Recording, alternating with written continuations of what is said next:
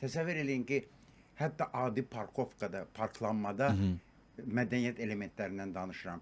Deyirəm ki, bax, iki maşının arasına girirsən də, əgər dardırsa girmə, girirsənsə 4 şərt olmalıdır.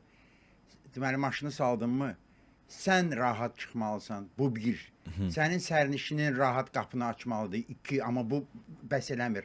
Soldakı maşının, sürücünün deməli, sərnişini qapını rahat açmalıdır, bu 3. Sağdakı avtomobilin sürücüsü maşına rahat minməlidir. Amma və bu halda yalnız sən parklanma edə bilərsən. Amma Ceyhun, real praktikada inanmazsan, elə insanlar var ki, hərdən gəlirsən maşınıma oturmağa, deməli, o biri sürücü o qədər yaxın, özü rahat düşür də sol tərəfdən.